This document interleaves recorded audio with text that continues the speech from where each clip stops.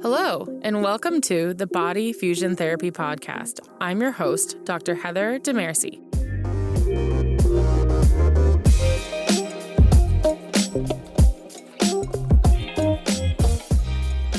On today's episode, we're going to be talking about running.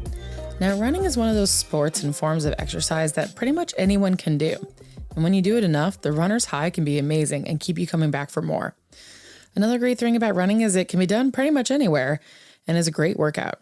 So in today's episode, we're going to be covering the types of movements occurring while you're running and what injuries can correlate with poor motion, the different posture that you want to be able to achieve to get more efficient running gait, and finally, exercises to get the core firing so it'll make running just a little bit easier. Now, when I was going to school in Boston, I was lucky enough to be able to experience Patriots Day, also known as Marathon Monday. And if you got up early enough, you could see the elite runners going by. And they almost looked like swans. It's the only way that I could really equate to what they look like.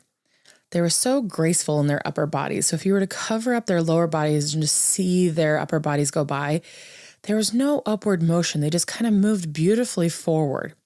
But then if you were to cover up their upper bodies, you'd see their legs going like crazy with a really fast cadence. So the only way I can equate is like swans moving over the water, where their bodies are just so effortlessly moving. But if you were to look under the water, those feet are going like crazy. So how do you get this more effective, beautiful running motion? Well, running is a coordination of multiple different types of movements. It's not just the legs, it's a whole body that gets involved with this. So let's first talk about the arm swing. This is an area where a lot of people don't pay attention to, but it's a huge component of how the running motion is connected to the core. In the efficient state, when you're running, say your right leg is about to push off, so your right leg's behind you, what should be happening is that your left shoulder blade should be going down and back. This kind of stretching down and back while your right leg is also going to be down and back creates a line of tension through the muscles in the front of your body from that left shoulder down to the right hip. It's almost like this building of tension of the rubber band. Then when you start to go forward, it's like this elastic pull that then's going to recoil and bring your arm and your leg forward. So it helps kind of wind up the system and then it lets go. So if you don't have good mobility of that shoulder blade, if it's not able to go down and back, you don't have that coordinated movement, you're not going to get that line of tension through the front that's just going to help slingshot you forward. Instead, you're going to have to put more effort getting forward. So when I'm doing a running analysis of someone and I'm taking a video of them, I want to be able to visualize their shoulder blades from the back and how they're moving down and back and see if there is a difference. So it's really important to kind of work that rib cage and get that rib cage in the efficient motion so that that shoulder blade can move down and back. Now, that down and back motion doesn't mean that their arms need to be pumping like crazy.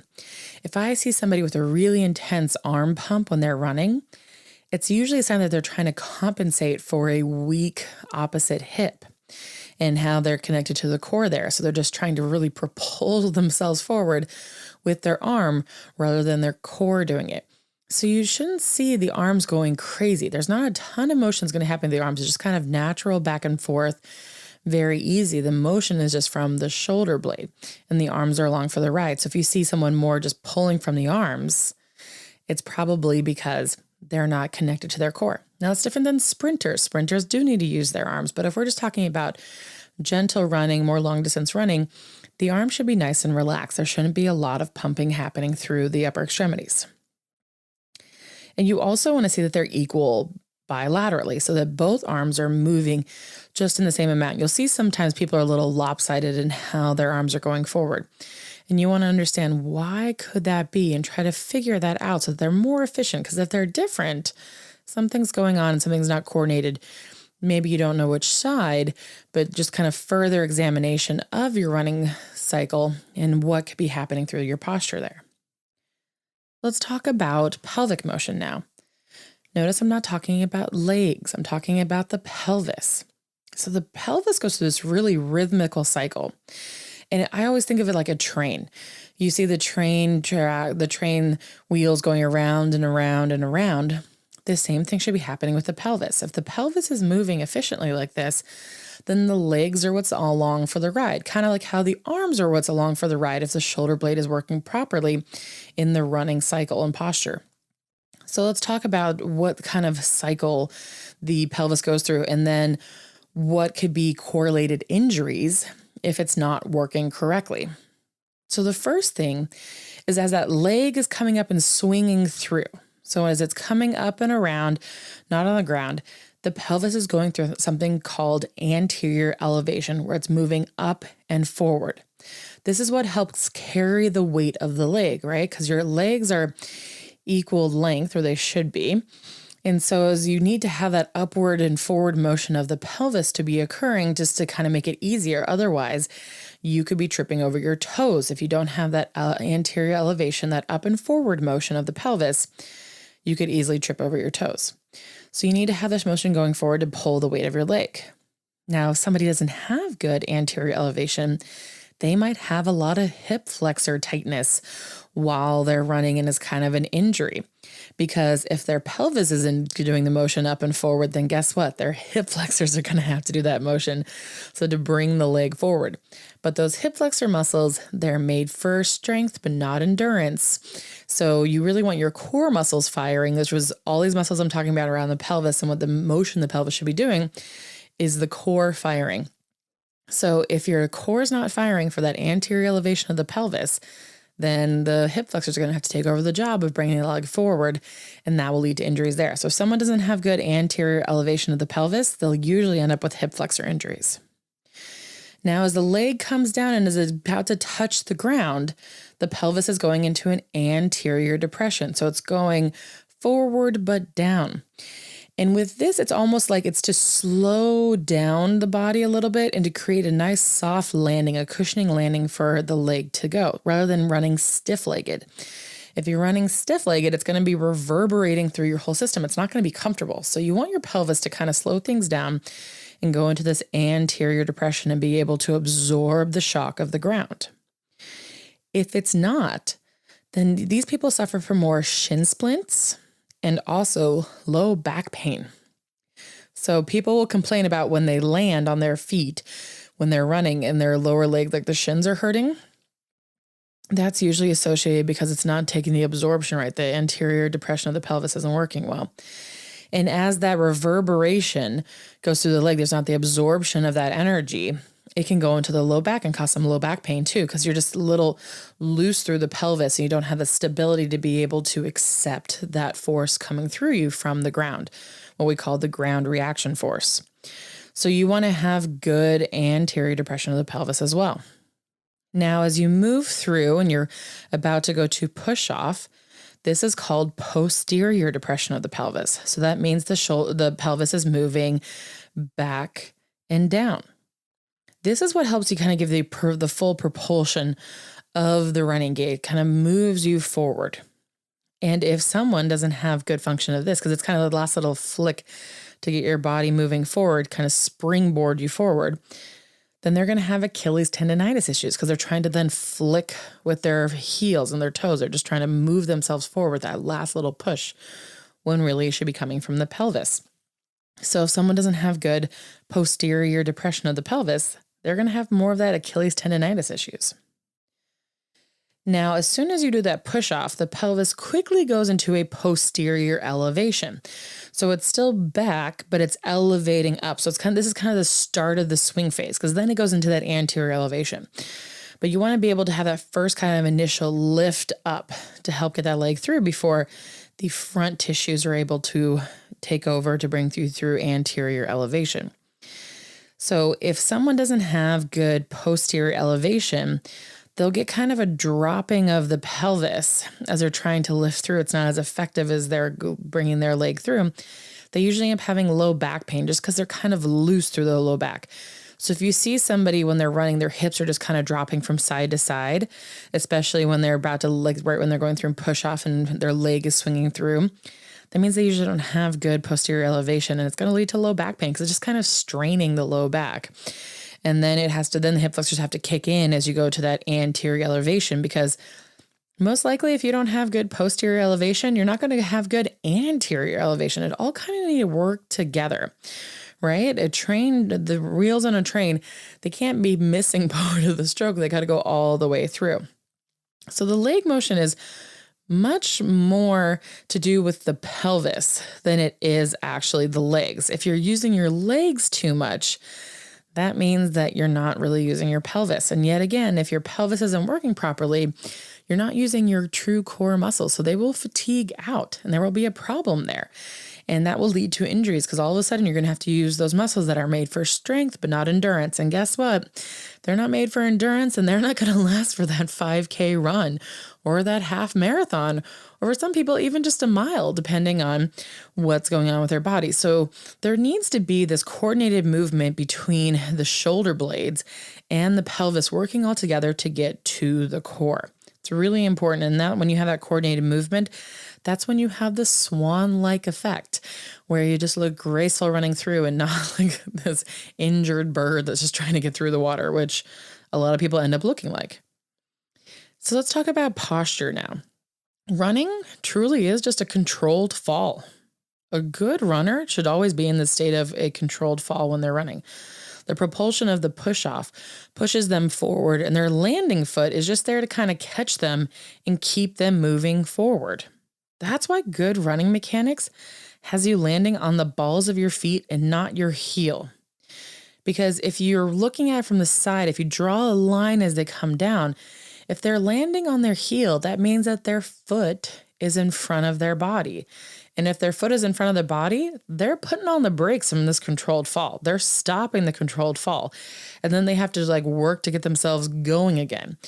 But if you're landing on your toes and you're landing with your foot right underneath you, you're just the continuation of this fall. You're just keeping that forward momentum going. So you want to see that somebody's landing on the ball of their foot when they're running, not on their heel, because you're just putting on the brakes otherwise. You want to keep this forward motion occurring. So you really just want to make sure that you're always just thinking of falling forward almost. Just think of falling as you're running, and that will help get into better running mechanics and how your legs should be landing. A big part of that is going to be how your trunk is postured. So the biggest mistake that I see with runners is that they're way too upright and extended through their back. They're thinking, good posture, I need to have my back and good extensions be really tall. When in actuality, that extension through your back is shutting off your core. If you go back to my episode about getting to the core, I talk more about this idea of the length-tension relationship between the true core muscles and how they need to have that just right alignment to stay in that continued state of contraction. If they are not there, then they're not going to be able to contract. And your true core muscles, like I was kind of saying with the pelvis, have physiological reasons why they don't get lactic acid. So they are made for endurance. They should always be firing. Your muscles are made for strength, but not endurance, like your quads, your hamstrings, your glutes. They can only last for so long. Their job is to create power, not to have this endurance. And so you really want to be having the core functioning for you the whole time to help this coordinated movement that we just got finished discussing. So if you're too upright in your posture, then you're not able to achieve that. Your true core muscles in your abdomen aren't able to fire. So you need to be leaning forward a little bit. This will help encourage the controlled fall. Being too upright is like you're trying to pull up and hit on the brakes again. We want to be leaning forward into the fall. You can see lots of up and down in the motion if someone's too upright. We want to move forward, not up and down, right? Remember when I mentioned that those elite runners, they look like swans because they're just gliding over the water. Swans aren't moving up and down as they're going through. Everything is a forward motion, and that's what you want to be thinking as well. So a way to kind of achieve this or to understand it is you want to think about a string that is going from your sternum, so like the bottom of your breastbone, to your pelvis. And you want to think about tightening that string down. Now, at first, it's going to feel like you're falling forward and you have this bad posture, but in fact, you don't. So it's good sometimes when you're starting to mess around with your posture to look in front of the mirror first, be sideways to the mirror and kind of see the difference, because The problem is, and why it's so hard to fix posture, is because your inner ear is full of fluids and your body is used to and it's calibrated to those fluids being in a specific spot to tell you that you're upright. This is why, if you get really dizzy, if you have a sinus infection or if you have an ear infection, because the fluid's a little different in your ears and it's having a hard time telling your body where you are in space if all of a sudden the fluids are all off. So if you're so used to being over accentuated and have a lot of back extension, then then your body's used to that position of those fluids. And as soon as you change it and you kind of just come forward a little bit, it's going to feel like you're slouching like crazy. It's going to feel like you're falling forward. And it really kind of starts to screw with your brain as to what's going on with your alignment. So a great way to kind of first start out is look in the mirror. Even just standing, looking in that mirror and thinking about tightening up that string and see how your body's positioned. And you'll see from the side that most likely you're still up and down. If you look at your trunk versus your pelvis, you're up and down. Now, the shoulders can be a little far lean forward if you don't set those right, and I'm not going to talk about that on here. But if you actually just look at the line of through the center of your trunk versus through the center of your pelvis, you're still going to be stacked upright and actually probably in a better posture if you're tightening that string from your breastbone to your pelvis. So you want to think about doing that while you're running. This is going to help contract the core and get you moving forward better. A way to test this when you're running is do it on a treadmill. The treadmill is easiest because it's staying at consistent speed. Well, I want you to try running on the treadmill and just run the way you want to run. And I want you to notice while you're running the sound of your feet hitting the ground. Like how much of the sound is? Is your right foot a little bit more than your left foot? Vice versa? Are there any differences? And I also want you to feel the effort it takes to move your body forward. Then think about tightening that string from your breastbone to your pubic bone. Tighten it down and then continue running. Same speed. And I want you to then listen to see if there's any difference with how your feet are landing, how much noise is being produced, and then see if there's any difference to the effort it takes for you to run. Feel that for a little bit, and then go ahead and go back to your original posture again and feel the difference. Now, 99% of the time, what people will notice is that they sound a lot lighter, so they're not hitting as hard. So them not hitting as hard, that means that posterior or anterior depression of their pelvis, that absorption of that weight as they're landing down is better because their core is working, because those core muscles are able to fire. So you're not going to hear as much banging as you hit the ground because your core is starting to attenuate that force as it comes through and absorb it better.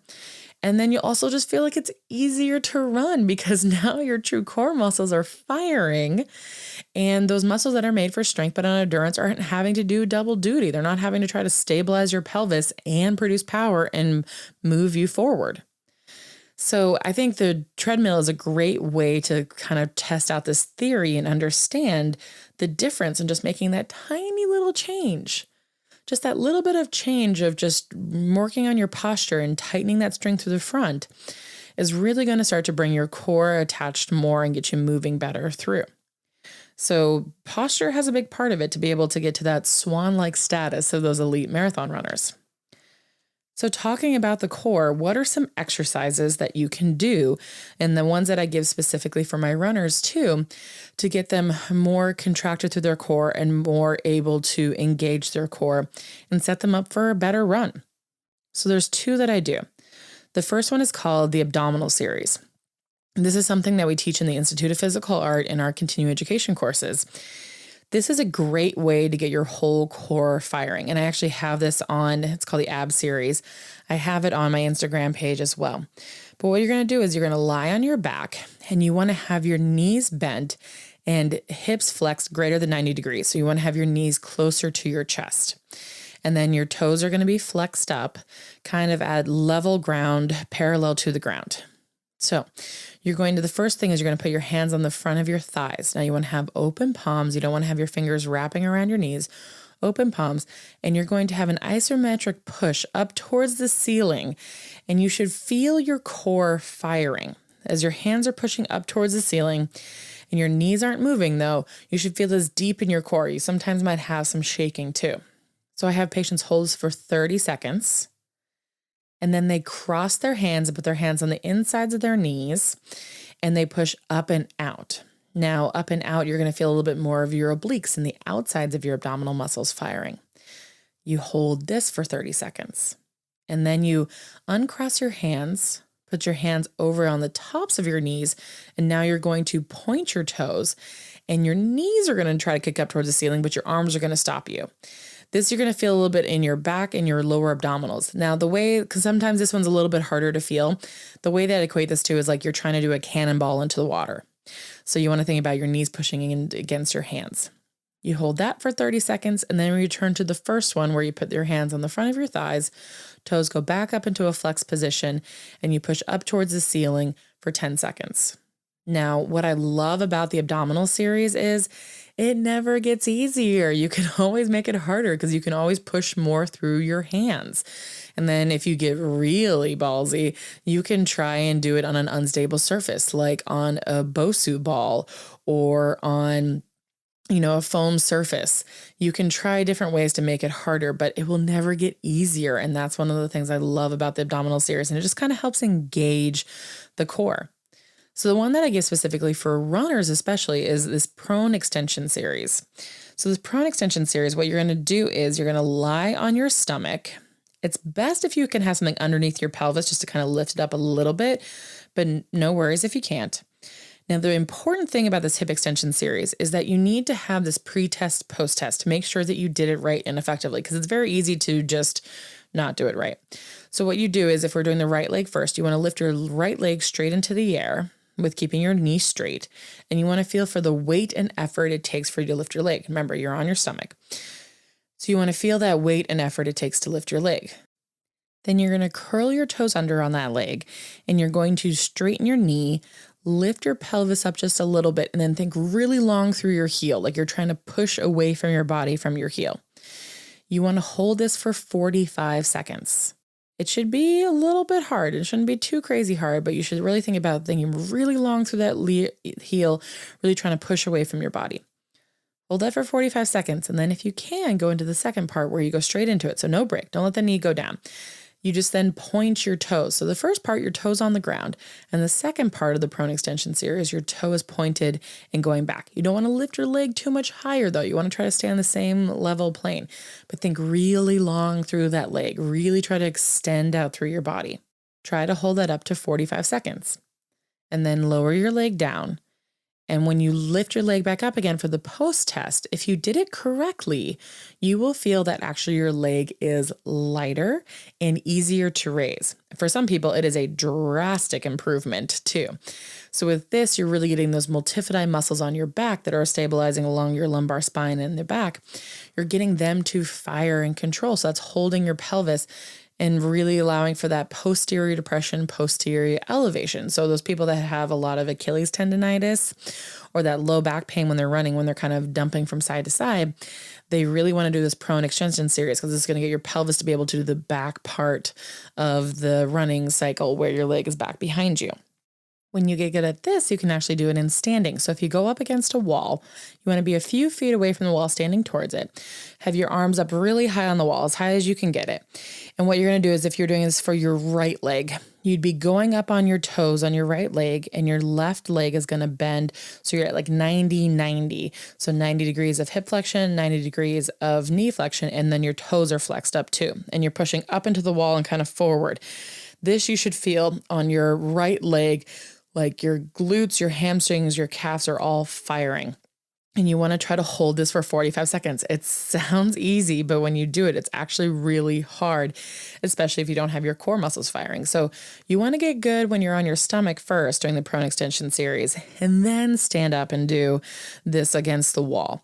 So you really want to think long through that leg as it's lifting you up, and just hold it for 45 seconds, and you can do both sides. So this is a great way to get your core firing, and it is the hidden secret to be more effective in your running gait. I have my professional runners do this, my collegiate runners do this every single time before a race, because I want their cores firing, prepped, and ready to go. Because remember, their core muscles, their true core muscles should always be firing. They're not going to fatigue out. So doing this kind of activation series is not going to tire them out for their race. Actually, it's going to get everything firing and ready to go. So it's important to get the core moving and going and engaged before you go for this run. I hope from today's episode, we unlocked some of the mysteries of running. Though it seems like it's a very easy sport and activity to pick up, there's a lot of intricacies to go from being a decent runner to being a really great runner.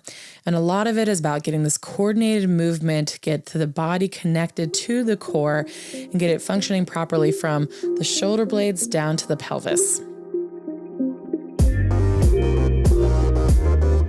Thank you for tuning in to this episode of the Body Fusion Therapy Podcast. Please share it with your friends and family, as well as leave a review if you liked what you heard today.